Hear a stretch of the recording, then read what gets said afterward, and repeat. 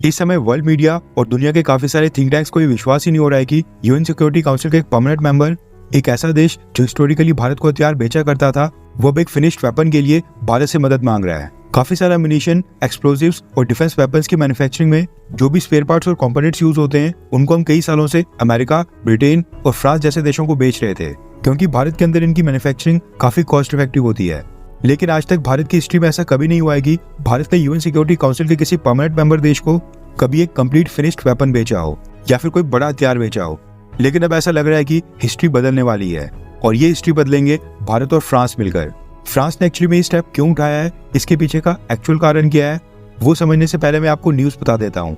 Reference के लिए आपकी स्क्रीन के ऊपर आर्टिकल का स्क्रीनशॉट है। यूएन सिक्योरिटी काउंसिल के परमानेंट मेंबर फ्रांस ने कहा है कि वो भारत के Pinaka multi barrel rocket launcher में इंटरेस्टेड है और इसको परचेज करने के लिए वो भारत के साथ कॉन्टैक्ट में है। फ्रांस इसके ऊपर विचार और स्टडी कर रहा है। फ्रेंच मिलिट्री के high ranking official mister Richo ने जानकारी दी है कि उनका देश यानी कि फ्रांस भारत को केवल एक बिजनेस पार्टनर नहीं मानता है, बल्कि भारत उनके लिए बिजनेस पार्टनर से काफी ज्यादा मायने रखता है। इसलिए वो भारत के साथ कोऑपरेशन को लगातार मजबूत कर रहे हैं। उन्होंने कहा है कि हम देख रहे हैं कि भारत की जो डिफेंस इंडस्ट्री है वो काफी इफेक्टिव होते जा रही है, और हम भारत में तलाश कर रहे हैं कि भारत कौन सी डिफेंस कैपेसिटीज फ्रांस को ऑफर कर सकता है। फ्रांस के 2 स्टार मिलिट्री जनरल भारत आए हुए हैं और एक फ्रेंच डेलीगेशन पिछले कुछ दिनों से भारत में मिनिस्ट्री ऑफ डिफेंस और भारतीय सेना के ऑफिशियल्स के साथ लगातार मीटिंग्स कर रहा है। अब पिनाका मार्क 1 की कैपेबिलिटीज की बात करें तो ये रॉकेट लॉन्चर 44 सेकंड्स में 12 रॉकेट्स फायर कर सकता है, और इसकी एक बैटरी से 44 सेकंड के अंदर 72 रॉकेट्स एक साथ फायर करके एक बड़े रीजन में बम्बार्डमेंट की जा सकती है।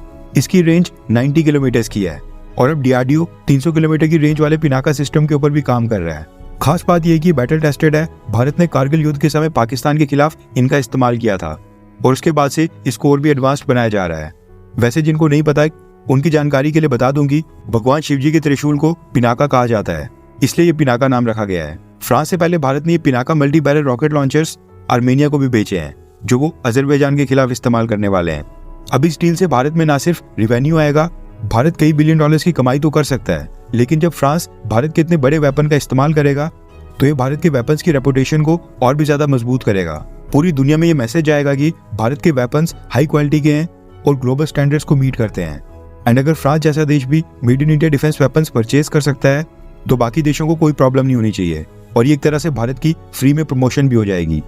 और जो भी देश क्वालिटी स्टैंडर्ड्स के चलते अभी भारत के वेपन्स परचेज करने से थोड़ा हिचक रहे हैं, वो खुद ही आगे से डिमांड करते हुए आएंगे और हमसे डिफेंस वेपन्स परचेज करेंगे। साल 2022 में ग्लोबल डिफेंस मार्केट $750 बिलियन की थी, एंड एस्टिमेट है कि साल 2030 तक हथियारों की मार्केट $1388 बिलियन तक पहुंच जाएगी, यानी कि $1 ट्रिलियन से भी ज्यादा। जबकि भारत की बात करें तो भारत इस समय सालाना $2.6 बिलियन के वेपन्स एक्सपोर्ट करता है। आप खुद ही सोचिए, कहां पर एक तरफ $750 बिलियन की मार्केट है और भारत के एक्सपोर्ट सिर्फ $2.6 बिलियन है। उसमें भी मेजर हिस्सा एम्यूनिशन, एक्सप्लोजिव्स या फिर डिफेंस कंपोनेंट का है। इसलिए भारत की सरकार कोशिश कर रही है कि किसी भी तरह हम इस मार्केट में एंटर हो जाएं और made in India defence weapons दुनिया भर के देश हमसे परचेज करें।